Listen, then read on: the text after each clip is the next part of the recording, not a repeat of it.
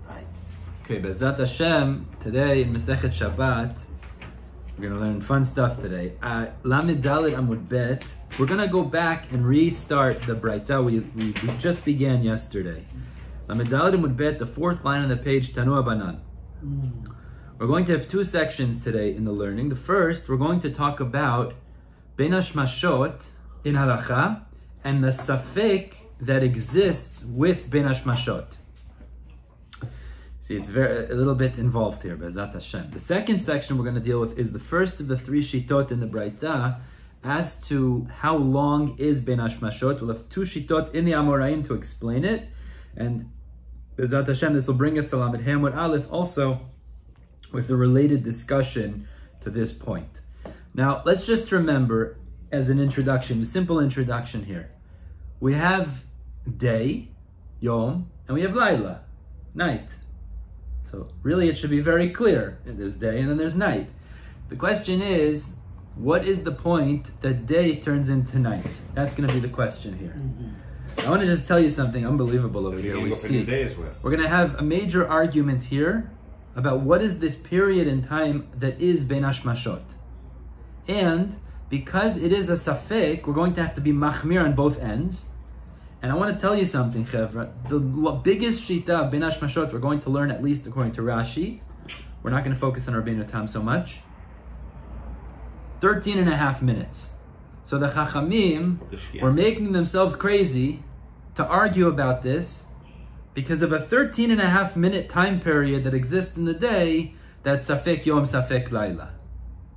It's an unbelievable thing. You see, the truth of Torah is Tachlis, we have to know what's the halacha. Every 13.5 minutes. Every millisecond in the world is a new... Is unbelievable. A new thing. That's what I'm just saying. We'll see, I'll get into that, but it's unbelievable. You go through this, Be'ezrat Hashem, we're going to go through it. They're arguing, they're trying to figure out for 13.5 minutes, what is the halacha? Is it Yom? Is it Laila? What's the nature? We're going to see there's even less shitot, smaller shitot, but let's see.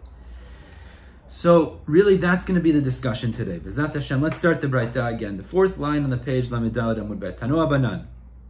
Says the Braita, bein hashmashot, this period in time called bein hashmashot, safek min hayom umin halayla.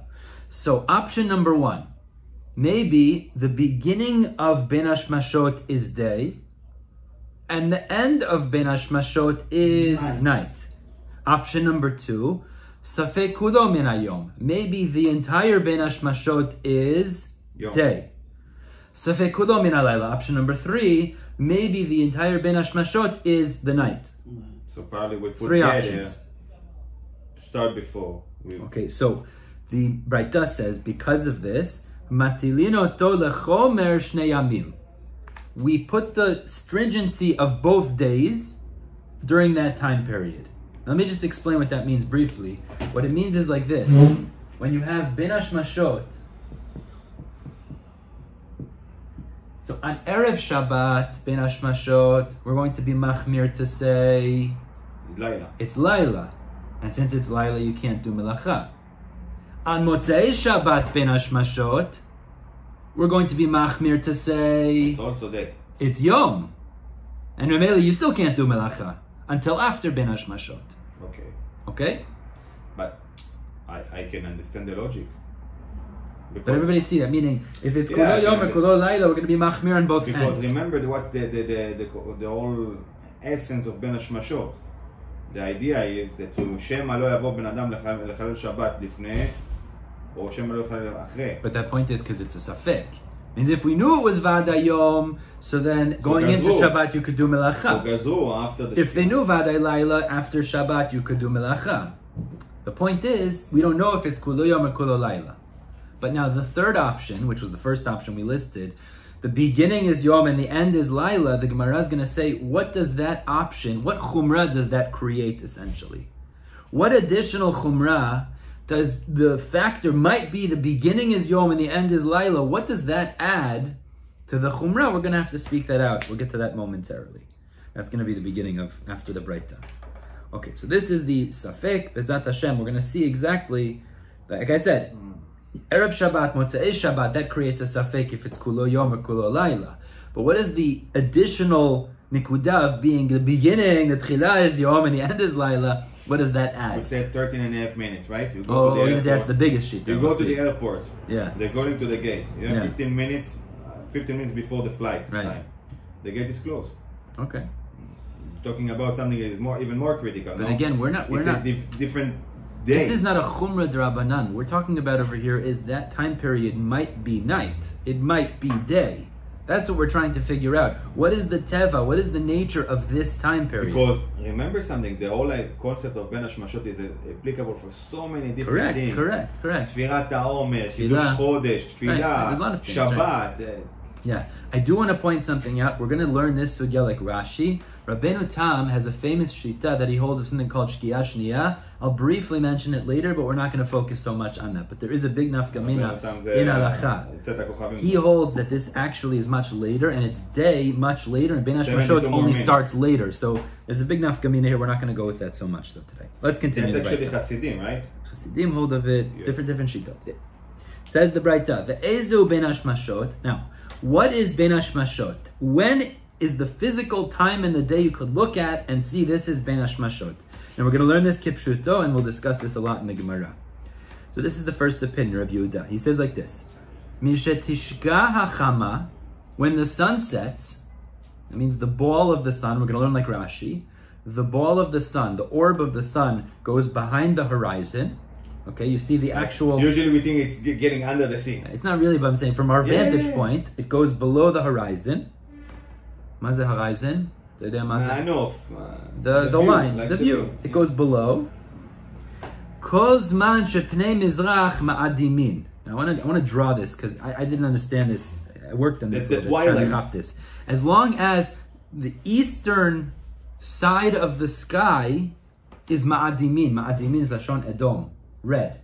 It's reddish. Maze reddish. Twilight. The lights still are red. Now we know that when it comes to the rising and the setting of the sun. In Hebrew we call it dimdumim. Right, dimdumei chama. It's mamash we're going to talk about. Beautiful. But this is, what does it say in the Braita? R Yehuda says, Kozman shepnei mizrach ma'adimin. Where does the sun rise? Mizrach. Where does it set? Ma'arav. So when we say Kozman shepnei mizrach ma'adimin. But it depends where we are. So listen to this. I just want to draw a little picture here so that, let's say this is from our viewpoint. This is the east, and this is the west. Now the sun rises in the east, and it sets in the west, right? It goes down in the west, and it rises in the east. So what we're saying is, let's say this is the horizon. So when the sun goes below the horizon, this is what we're saying. Shkia, let's say. Kozman shepnei mizrach ma'adimin. What does that mean? It means when the lights, it's reddish, means there's still light in the east after the sun has set in the west. There is still light in the east.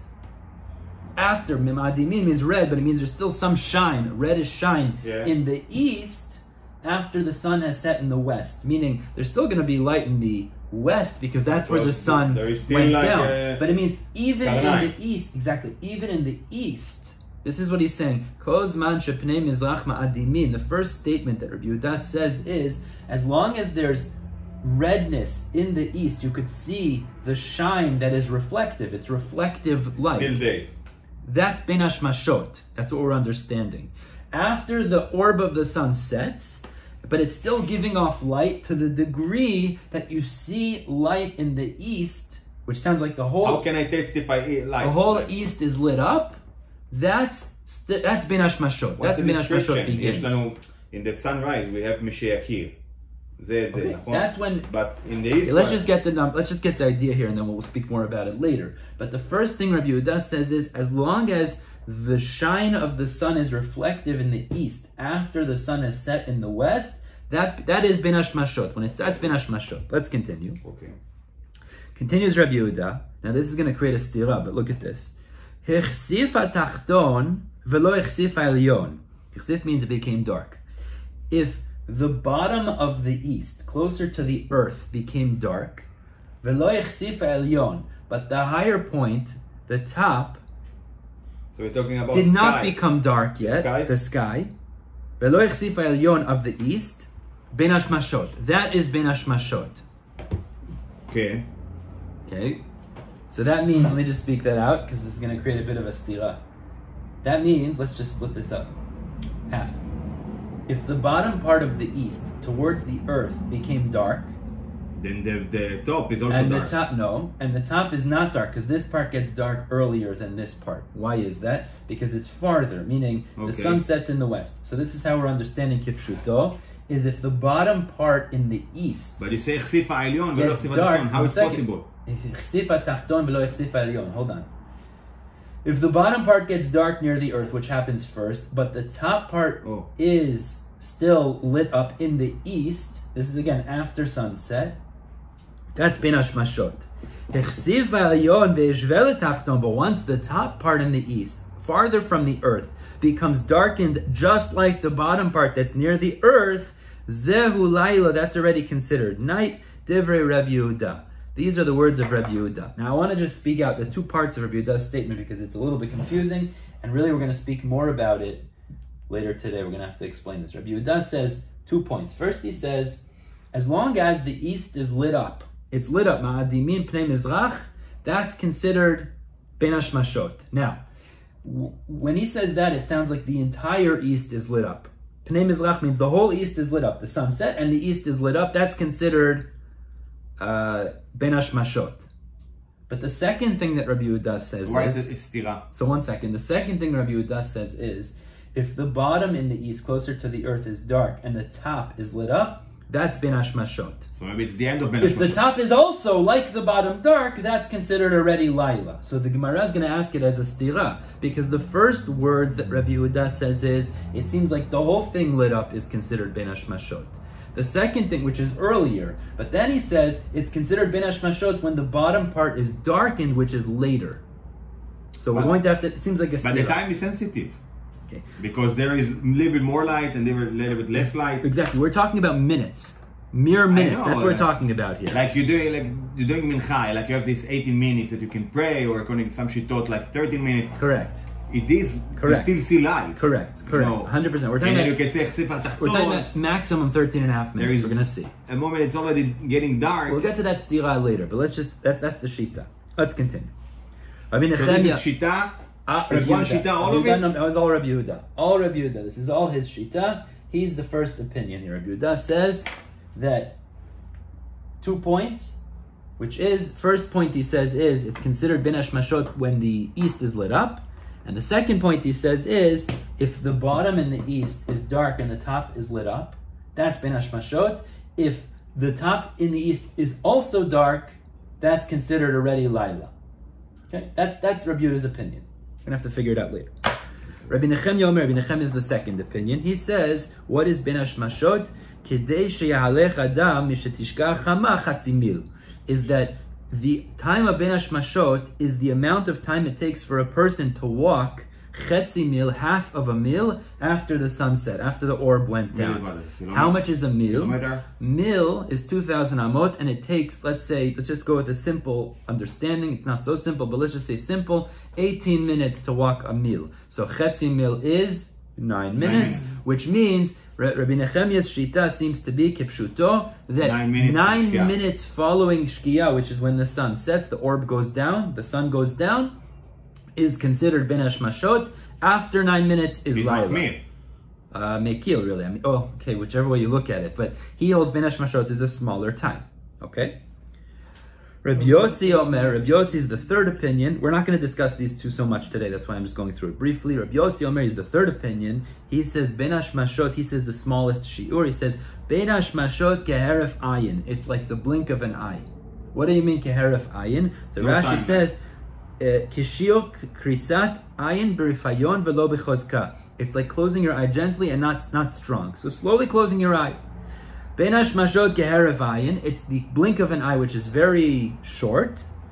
Ze nichnas, the night comes in, v'ze yotzei, and the day leaves. V'i efshar la'amod alav. Some take this out, but it's impossible to determine that time. So Rabbi Yossi is the smallest shita in terms of bein hashmashot. He says it's a blink of an eye. Day turns into night in a very short time. That bein hashmashot is very little. Now, to be clear, the other two shitot, Rabbi Nechemiah and Rabbi Yossi, they also hold of this safek, means these three options, it's either kulo yom, kulo laila, or yom and then laila. It's just they hold of the safek in a smaller window, either 9 minutes or a small few seconds, whatever that is.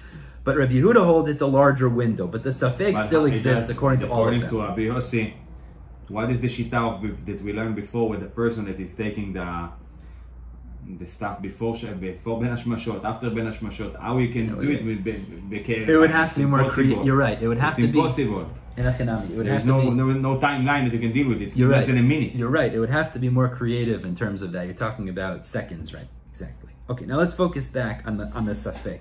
Let's go back to understand this. We had said in the beginning of the Braita, before we get into the particular shitot, we said because we don't know what is bein hashmashot, if it is kulo yom, kulo laila, or the beginning is yom and the end is laila, so matilin bo shnei chumot. We put the chumah of both days. Now let's remember, I understand what that means is that Erev Shabbat we're going to treat bein hashmashot as laila. Laila, meaning you can't do melacha. Motzei Shabbat we're going to be machmir to treat bein hashmashot like yom, and therefore it's Shabbat, you can't do melacha. But the question the Gemara is going to ask is, what additional layer of chumrah is added? It might be beginning is day and the end of it is night. What chumrah will that add in terms of the halacha? So that's what the Gemara is going to ask. Amar mar, matilino to lechomer shnei yamim.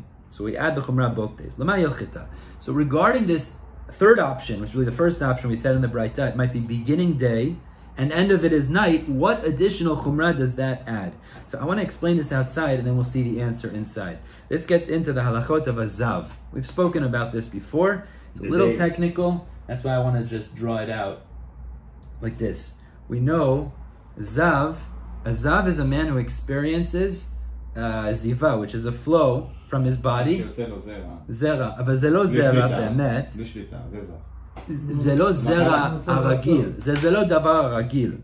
כדי לדעת את זה, just understand. זרע רגיל, זה לא קרי, זה זב. רגע.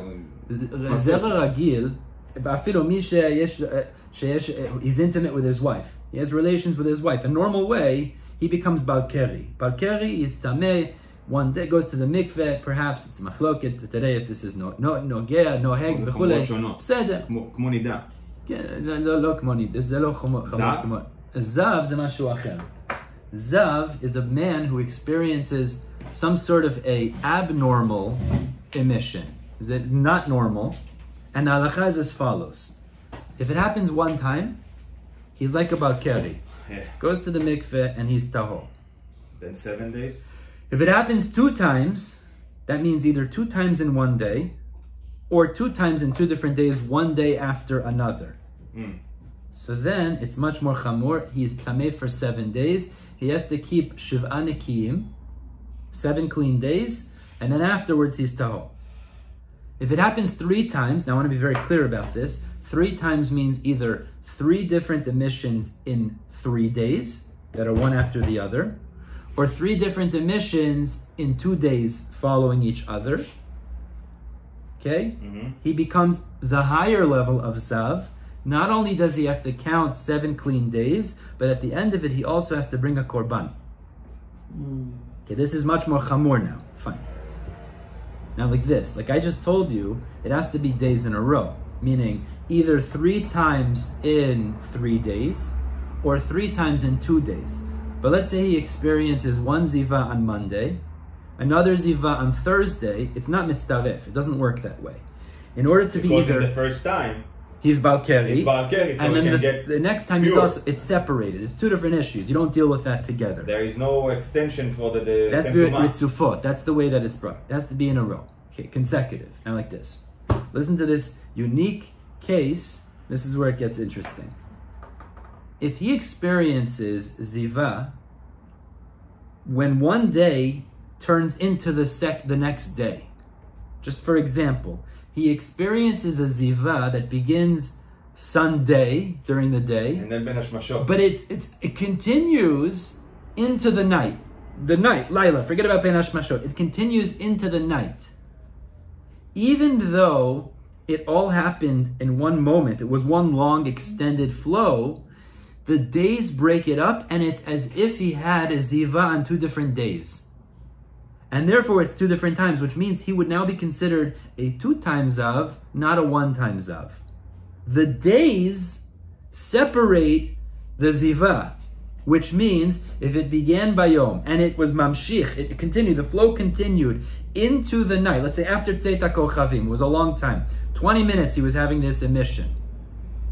That's as if he had a ziva on 2 different occasions, 2 different times, and now he's a zav of shtei re'iyot, of 2 different emissions. But you say it started from before the Shkia? Let's say before Shkia, it went till after Tzeit HaKochavim. It's a different thing. The point now, okay, 1 second, I just want to be clear. The days in halacha will break it up into 2 different flows. That's going to be that's the point that I just said. Now we'd be tameh like a 2 times zav. Now, the case we're going to show from the Mishnah and Zavim, which will be the nafkamina, it might be that the beginning of bein hashmashot is day and the end of bein hashmashot is night, is the following nafkamina, the following case.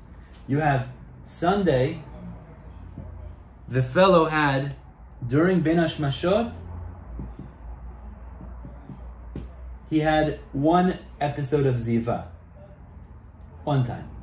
Then again on Monday, he had again, at bein hashmashot, another flow of ziva. Okay? Now what's the halacha? So it depends where in bein hashmashot. Okay, so let's speak this out. Let's go through the 3 options. 3 options that we have in front of us. If we say bein hashmashot is kulo yom, so that means when he had the flow at bein hashmashot on Sunday. On Monday at bein hashmashot, which means he saw 2 times. So he's tameh on the level of 2, but he doesn't have to bring a korban at the end. Right. If we say it's kulo laila, so then when he saw it bein hashmashot on Sunday, it was really Monday. So Monday, and this is Tuesday. But again, 2 times. But now we have a chumrah. If you say the bein hashmashot, beginning of it is day and the end of it is night, so how are we going to look at this? That means when he saw it bein hashmashot on Sunday, that might really have been separate 2 different days. That really it began on... So this is Sunday, this is Tuesday. Really it began on Sunday, and it continued into Monday. Okay. And then on Monday it might have been that it began on... So it's 4 times. It began on Monday, and it continued into Tuesday. So now he's in the 3rd level. But maybe you could argue and say that the one on Sunday, we don't know the cutoff point in middle. Right? We don't know that cutoff point. So maybe the one on Sunday really was attached to Sunday. It was the beginning of it. And the one on Monday really is attached to the end of the bein hashmashot, which was really Tuesday. So really they're separate 2 different ma'asim. So and he's not even 2 times zav. So according to what you say, it's 4 times zav. No, but you understand. Based on the... 1 second. I just want to explain to you the options that are shayach. What are the options? It might even have been not even 2 in a row. Because maybe if it began on Sunday and it was the beginning of the bein hashmashot, which is Yom, the end is Laila, but the beginning is Yom, which means really it's only attached to Sunday. Lama? Because again, you said it was in 1 long flow, right? No, not through the whole bein hashmashot. Let's say it happened at some point in bein hashmashot, but we don't know exactly where the cutoff is, where it goes from day to night. That's the point in this option. So let's say... So it might be... That might have been Sunday, and this might have been Tuesday, and there's a day in between. But on the other hand, what you just said is also true. Maybe this one is considered Sunday, Monday, and this one's Tuesday, then maybe it's 3 in a row. And then... So says the Gemara, that's the nafkamina. We have to be machmir in this case to say that's as if he had a 3 times ziva, he has to count 7 clean days, and we're going to see he has to bring a creative korban because it's a safek, but he has to bring some sort of a korban. So it's like, we can also relate it not only to zav, also to a nida? Perhaps. כל העניין של שבת זה גדר ששמו לפני ואחרי. כשאתה מתחיל את השבת, אתה מתחיל אותה כשהיא יום. סליחה, אתה קורא, בין השמשות, עכשיו שהוא כבר לילה. כן. בשבת עצמו, יום שבת, בבוקר, אני חושב שזה עדיין יום בין השמשות. אז אתה מוצא את השבת בצאת הכוכבים, אתה לא מוצא אותה בשקיעה. אתה מבין?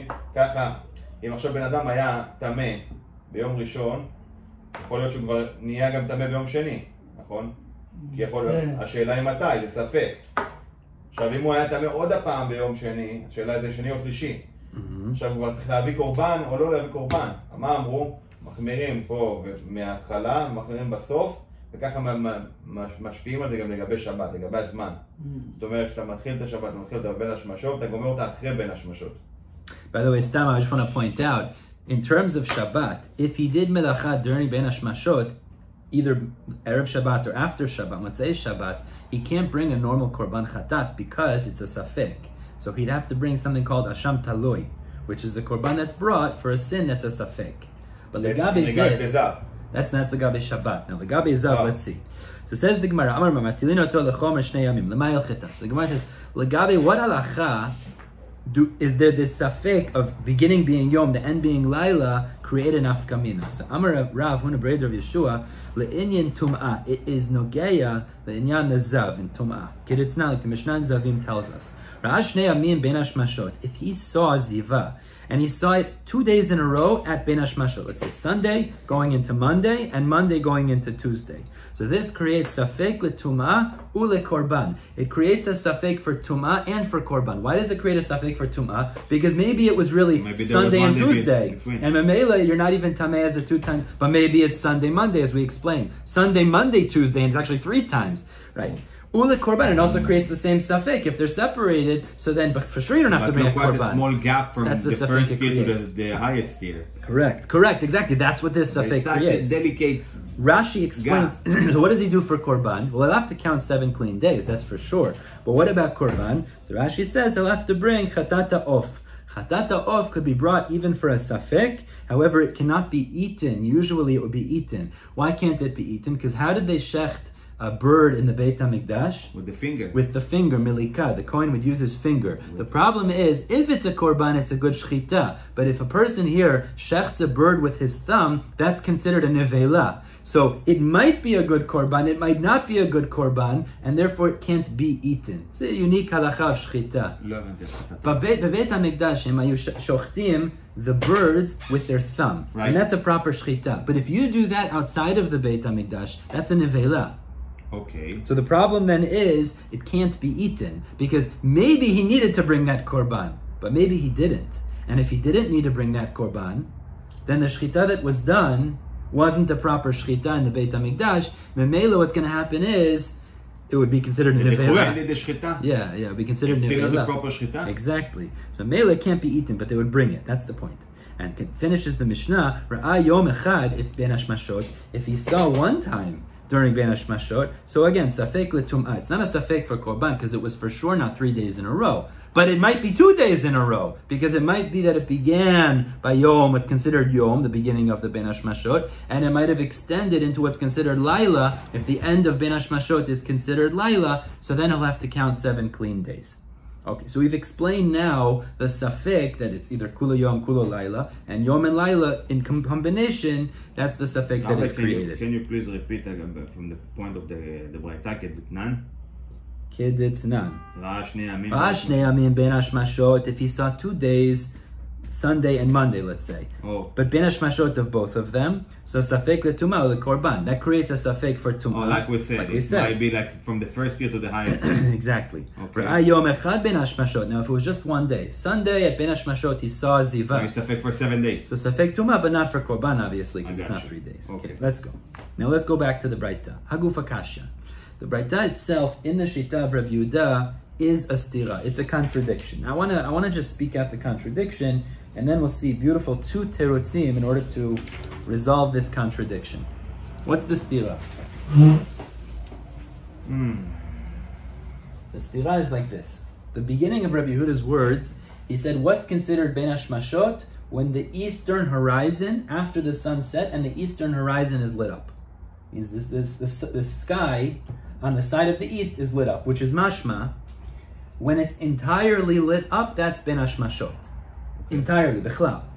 But the next words that he says are, bein hashmashot is when it's dark towards the earth on the east, and it's only lit up on the upper part. How it's possible that it's dark and this is light? Because the sun shines more, it's mostly shining in the west. Completely. One second. It's mostly shining in the west, but it also reflects in the east. It gets darker towards the ground in the east first, and then the top part.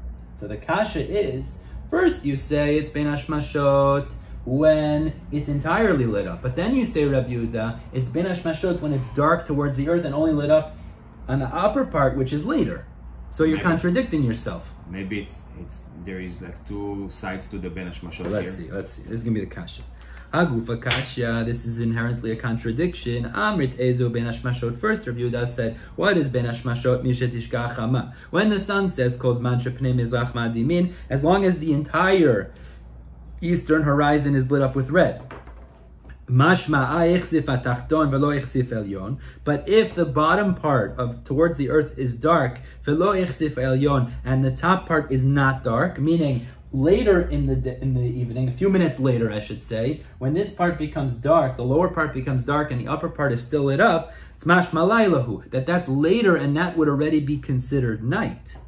But then Rabbi Yehuda teaches, when the bottom part towards the earth in the east is dark, and the top part is lit up, that's bein hashmashot, that's considered bein hashmashot. So it's a stira. Really the contradiction is, initially saying bein hashmashot is when it's entirely lit up, which is mashma after that, when the bottom becomes dark, it's not bein hashmashot anymore. It's Laila. But then he says, when the bottom becomes dark, that is bein hashmashot. So which one is it? So let me just explain. Rabba's the first answer. Rabba's going to say like this, not a stira. What Rabbi Yehuda, the Tana Rabbi Yehuda and the Braita means to say is, from the time that it's entirely lit up, continuing when the bottom gets dark, that's all bein hashmashot. Meaning it begins when it's entirely lit up. And the end. Not beginning and end. Beginning and continuing. Hold on. When the sun sets and the entire east is lit up, it's bein hashmashot. Continues Rabbi Yehuda. Even when the bottom gets dark, it's still bein hashmashot. Okay. When is it Laila? When the top gets dark as well. That's what Rabbi Yehuda means to say. So it's actually, there's three stages. But the first two are still bein hashmashot. Entirely, middle, tachton. Exactly. And then the top one is dark. That's Laila. That's Laila. Exactly. Let's read that inside. So let's read that answer inside. Amar Rabba. Rabba is the first answer. Amar Rabbi Yehuda, Amar Shmuel. Rabba in the name of Rabbi Yehuda, Amar Shmuel says, what is pshat Rabbi Yehuda? Karuch v'tani, group his teachings together. It means put the two statements together, like this. Ezu bein hashmashot. What is bein hashmashot? This is Rabbi Yehuda. Mishet tishkach hama, when the sun sets. Kol zman shepnei mizrach ma'adimin. It begins when the eastern horizon is lit up entirely. When it gets dark towards the earth, but not the upper part, nami bein hashmashot. That's also considered bein hashmashot. But once the top part gets dark and it's the same as the bottom, that Rabbi Yehuda is saying is considered dark. So therefore it comes out according to Rabbah. Rabbah is the first explanation of Rabbi Yehuda. So there is two stages for bein hashmashot here. Rabbah's the first explanation is from entire until, that's the beginning, when it's entirely lit up. Even if it gets dark towards the earth, still bein hashmashot. When it gets dark towards the top, that's already considered Laila. That's Rabba's pshat in Rabbi Yehuda. For Rav Yosef Amar, Rav Yosef says a different pshat, and he says a little bit differently. Rav Yosef doesn't like this pshat, because Rav Yosef's problem with this pshat is, why do you need to even say the middle stage? Rabbi Yehuda could have just said, when it's entirely lit up, bein hashmashot begins, and when it's entirely dark, bein hashmashot is over. What's the importance of listing the middle stage? So therefore, Rabbi Yosef learns a different pshat in Rabbi Yehuda, and we'll write it out in a minute. For Rabbi Yosef Amar, Rabbi Yehuda Amar Shmuel, Hachikatani. This is how you explain Rabbi Yehuda in the Braita. Mi shetishkach hama kol zman shepnei mizrach ma'adimin. When the sun sets, again, this is the same. Excuse me, slicha, this is the difference. When the sun sets, as long as the eastern horizon is lit up, that's not bein hashmashot. That's Yom. That's day. Means Rabbi Yehuda is really saying, when it's entirely lit up, that's not yet bein hashmashot. That's still considered Yom. The second stage is, according to what Rabbi said. That's a fit. We'll see. It fits perfect. If the bottom has become dark and only the top is lit up, that's bein hashmashot. So the middle stage is bein hashmashot. Once the top becomes dark too, Laila, that would be considered night. So let's write out now the two shitot here to get this very clear. Rabbah says is from entirely kulo lit up till Kulo lit up to just Elyon lit up, it's considered bein hashmashot. That's according to R Yehuda. או החשיף התחתון. That's what it means. Kulo lit up till Elyon lit up means when it's entirely lit up, including all the way through when only the top is lit up, that's bein hashmashot. Okay. Afterwards is considered Laila. Of Yosef, he says that's not pshat and Reb Yehuda. Pshat and Reb Yehuda is when it's entirely lit up, Kulo is considered Yom. Just Elyon is considered bein hashmashot. Now, which of these shitot holds bein hashmashot is longer, and which of these shitot hold that Reb Yehuda holds bein hashmashot is shorter? According to Rabbah. Rabbah holds it's longer, exactly. According to Rabbah, bein hashmashot is longer. He holds that bein hashmashot is a longer period. Longer, shorter. And now we're going to show, actually, the numbers that they follow their own shitot, and we're going to get the specific numbers of this. And as I said before, the largest shita is actually 13 and a half minutes. So let's see this inside. Va'az deletamayu, these two shitot of Rabbah and Rav Yosef, that Rabbah holds bein hashmashot according to Rav Yehuda is longer, Rav Yosef holds it shorter, they follow their own opinions. The itmar, because it was stated like following machloket amoraim. Shiur bein hashmashot bekama. How long is this period of bein hashmashot? Amar Rabba, Amar Rav Yehuda, Amar Shmuel. So let's do a little bit of math now. Rabba, Amar Rav Yehuda, Amar Shmuel says, Shlosha chelkei mil. Shlosha chelkei. 3, literally, parts of a mil. Shlosha chelkei mil. Okay, you work with numbers, so good. You're going to be good at this. It's like a third? 3 parts of a meal. So the Gemara doesn't understand what. This is Rabbah. What is 3 parts of a meal? So let's see. What does that mean? My gimel chelkei mil. What does it mean? 3 parts of a meal. So ilema, if you say flata palgei mil, maybe it means 3 half mil. 3 half mil. 27 minutes. Now what's 1 second before you get to that specific numbers? Let's leave the minutes out of it. What is 3 halves? Means 3 halves. Half plus half plus half. It's 1.5.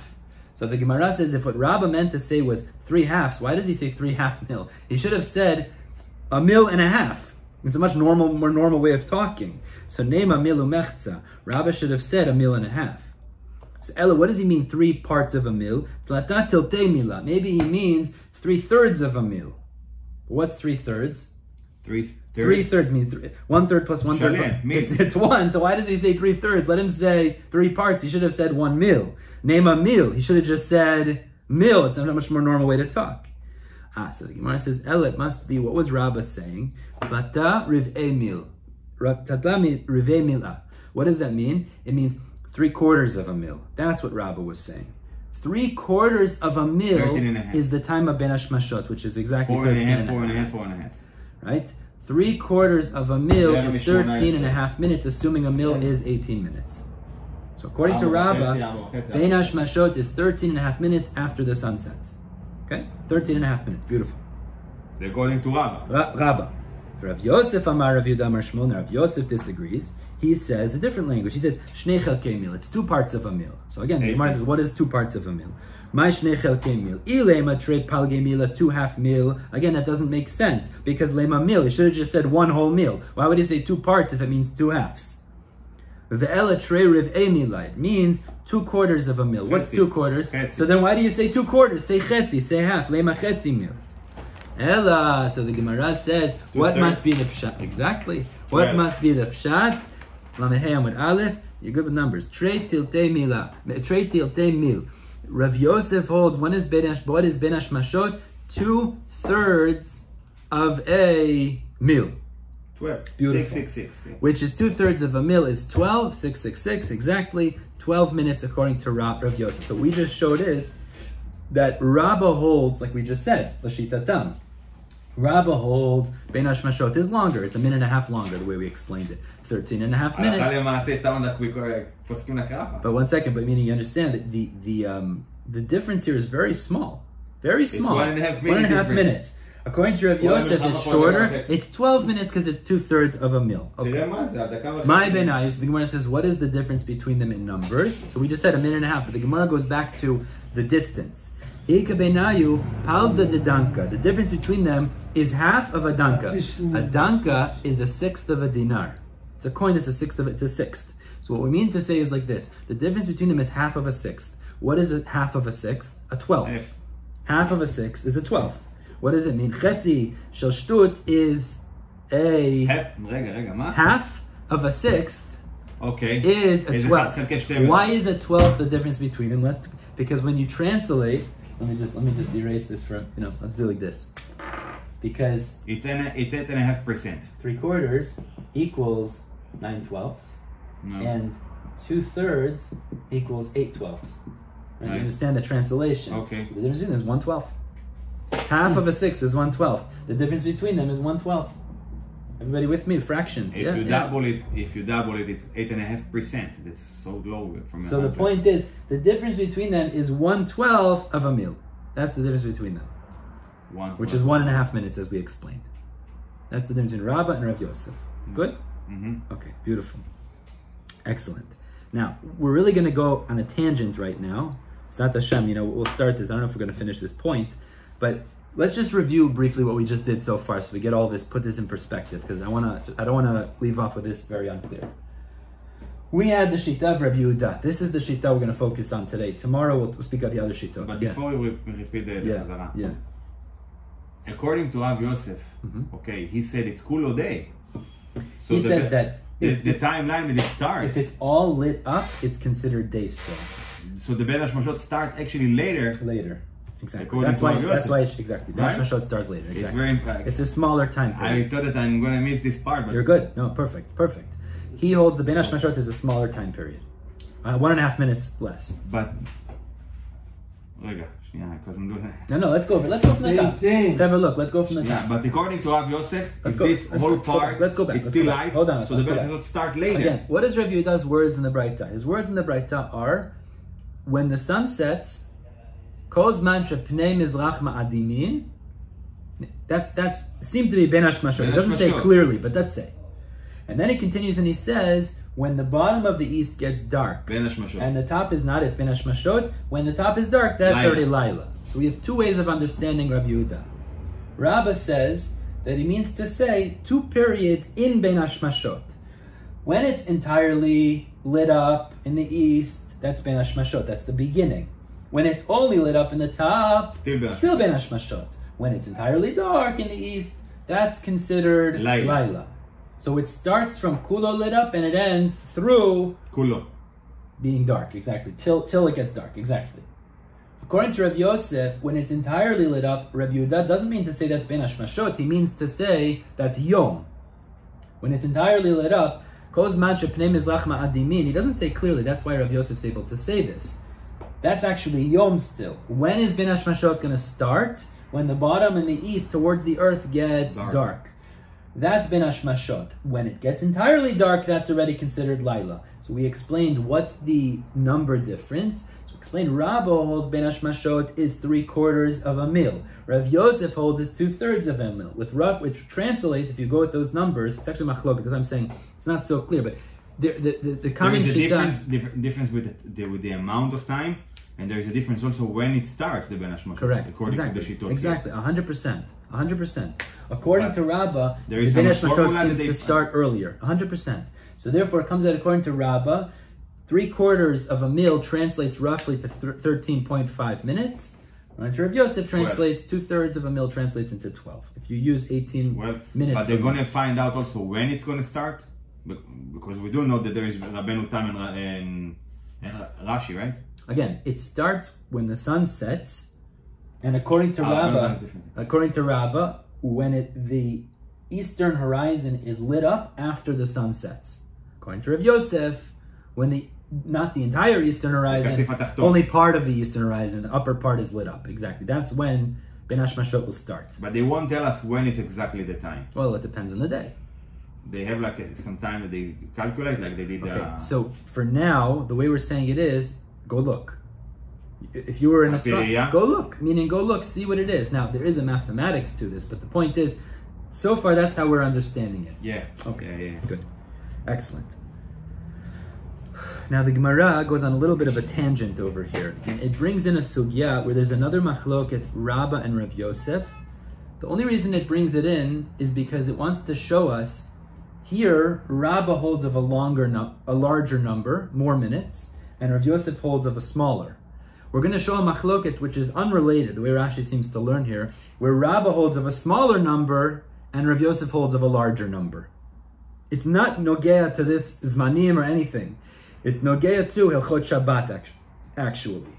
Okay? It's a completely unrelated discussion. The only way it's related is that Rabbah is going to hold of a smaller number and Rav Yosef is going to hold of a larger number. So it wants to show, here the machloket, Rabbah holds longer. Bein hashmashot is longer and Rav Yosef holds a smaller number. There in the machloket of Shabbat, we'll see about muktzeh, we'll get to in a minute, Rabbah holds of a smaller number, Rav Yosef holds of a larger number. But according to Rabbi Yehuda, if they break it down, Rabbi Yosef, it is true, because according to Rabbi, the bein hashmashot, the timeline, or just the sunset, it's longer, yeah, but the whole bein hashmashot concept, according to Rabbi Yosef, is longer, because they say kulo yom. No. Bein hashmashot is not yom. That's not yom. I understand, I'm just saying, he's saying that as long as the horizon is still light, okay, kulo, the kasif elyon and tachton, is day. Yom, according to Rav Yosef, yeah. Right? It's not bein hashmashot. And the kasif elyon, only when it's light, exactly. It started bein hashmashot. Exactly. So according to Rav Yosef, it's a longer period, okay, because the bein hashmashot doesn't even start when the kasif atachton is still light. Ma tomer. It's not a longer period. It's not. It starts later. It starts a minute and a half later, let's say, whatever that is. Yeah. It's less. It's less. According to Rav Yosef, the timeline is shorter. A shorter time. And Rabbi said 13 and a half minutes, 12 exactly, minutes. The way we did the cheshbon, exactly. But the kasif tachton is, and we say, as long as the kasif tachton is still light, it's a day. According to Rav Yosef. So the whole period of bein hashmashot don't start. Kulo, right, exactly. So it said that it started later, maybe according to what it is saying here, the timeline for the whole concept of bein hashmashot, since it starts later, that's basically giving more time? Or it's like a different time? 12 minutes, less time. According to both of them, it ends at the same time. Okay. You understand that? It seems to be, according to everyone, it ends when it's entirely dark. At the same time. The beginning time is the difference, which according to Rav Yosef is 12 minutes, according to Rabbah is 13 and a half. Okay. So now the difference that we're going to see, the opposite machloket, really it's not related, is in terms of Hilchot Muktzeh. Let me just speak this out for a minute and then we'll see it inside. On Shabbat, there's something that's called Muktzah Machmat Gufa. There's a concept of Muktzeh which is as follows. Melachto le'isur, really, that's what it's called. Davar melachto le'isur. So a hammer, for example. A hammer is something that's usually used in building things that are asur on Shabbat. Usually they give the example of the knife of the mohel, no? Beautiful. Toda. Exactly, Yochai. Now, you're not allowed to move a hammer because it's muktzeh for shemlachto le'isur. But the answer is that if you can use it for something that's mutar on Shabbat, you're allowed to use it. So, for example, you can use the hammer exactly like Yochai just said, to break open nuts. You can smash open. You don't see it so much anymore. Now you buy it without the shell, but used to be you buy it with the shell, you crack it. You remember those like triangle shaped things that you use to crack it? So you can use a hammer technically for it. You could smash it. You just open it. It's mutar on Shabbat to use it. Fine. But this is only mutar if it's something that's either a kli or ochel. If it's something that's not called a kli, a vessel, it's not mutar to use. That's just muktzah on Shabbat. So hammer is mutar? It has to be a kli. So hammer is a kli. It has to be a kli. Okay? It has to be a kli. The case that we're going to see in Machloket Rabbah and Rav Yosef is the following. If you have a basket, so a basket's a kli. You can put stuff in it, you can move it around, it's considered a kli. But there are baskets that are so big, so large, that if it's full, you can't move it. You know, those are not considered a kli. Because you can't physically move it when it's full of things. You can't. Imagine like these tremendous, like on ships, they put these tremendous, you can't move them physically. That's not considered a kli, and therefore you wouldn't be allowed to use that, move it on Shabbat. So a normal container, for sure you can use it because it's considered usable in some permitted sort of way. But if it's too large, it loses its status of kli, and you can't actually move that on Shabbat. That's what we're going to say here. The machloket between Rabbah and Rav Yosef is going to be, how large does it have to be so it's not a kli and mainly you can't move it on Shabbat? Didn't we speak about what Let me just finish. And Rabbah is going to say the smaller number, Rav Yosef's going to say the larger number. But there is no discussion with Ula and Rav Yirmiyah that they trying to explain the situation with Rabbi Shimon that is Mekel with Gadol and Katan. That's a different issue. That's talking about dragging because Gzera, you might make a charitz. Right? That's a different issue. Here we're talking about the item itself is muktzeh. If it's not a kli, it's muktzeh. No. If it is a kli, it's not muktzeh. Bench is a kli? Forget me, it's unrelated. That's a gzeira, you might make a davar she'eno mitkaven, that's a different issue. But here we're talking about, is the item itself mutar letaltel or not? Permitted to move it or not? So the Gemara says like this. Let's see. The chilufa bechalata. The Gemara says the opposite shitot, where Rabbah says a smaller number and Rav Yosef says a larger number, bechalata. Chalata are these large baskets. The Amar Rabbah, because Rabbah says the following. Chalata batre kuri. If you have a basket that holds 2 kur, a kur is 30 sa'ah. Kur is a measurement. 30 sa'ah. So if it holds 2 kur, it's 60 sa'ah. Sharilet Tula. That's still permitted to move because that's still considered a kli. Ubatlata, but if it's 3 kur, which means it's 90 sa'ah, kuri, asur letiltula, you're not allowed to move it because 3 sa'ah is already considered not a kli. It's not movable like that. For if Yosef Amar, if Yosef says a larger number, batlata kuri nami shari, says if it's 3 kur, it's still permitted to move. Bat arba'a kuri asur, if it's 4 kur, you're not allowed to move it. So the point that we just brought this in is to show Rabbah holds it's considered a kli if it's 2 kur, but if it holds 3 kur, it's not a kli anymore. He says a smaller number. Rav Yosef says even if it holds 3 kur, it's still permitted to move because it's still considered a kli.